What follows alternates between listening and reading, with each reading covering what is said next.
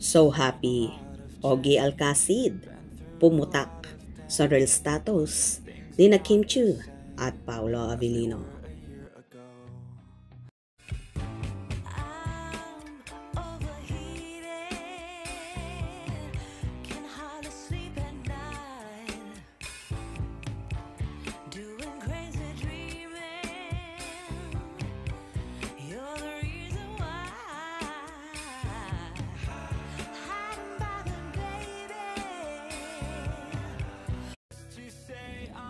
Na-corner si Ogie Alcacid na mga reporter kasamang showbiz police nang tanungin hinggil kina Kim Chiu at Ryan Bang.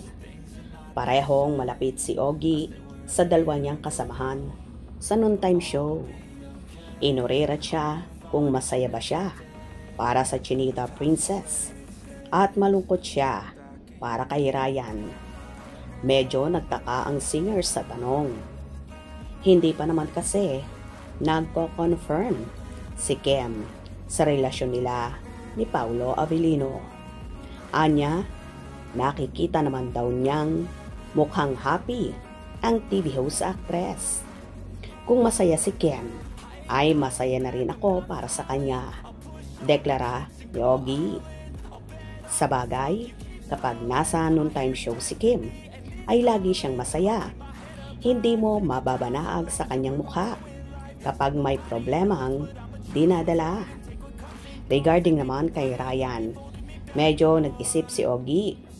Balita kasing may problemang pinagdadaanan ang Koreanong TV host sa buhay pag-ibig nito.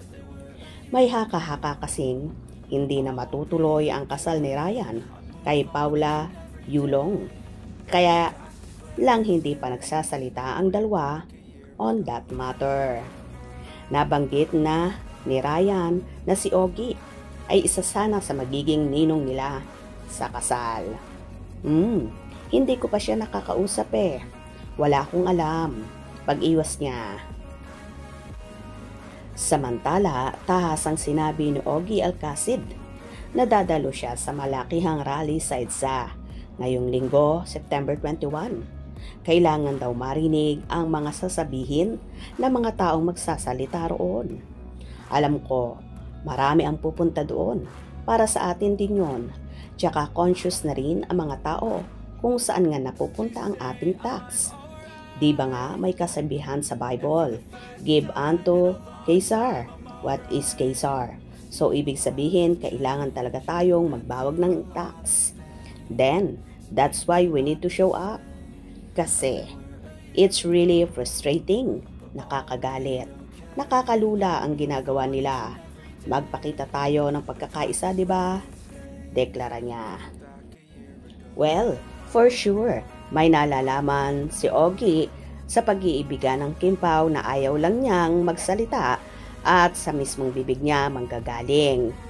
At tungkol naman kay Ryan, posibleng may alam din siya, ayaw din niyang magsalita at tikom ang kanyang bibig dahil hindi naman siya karapat-dapat magsalita para sa mga problemang kinakaharap ng magkasintahan. Hope you enjoyed. Please subscribe for more info.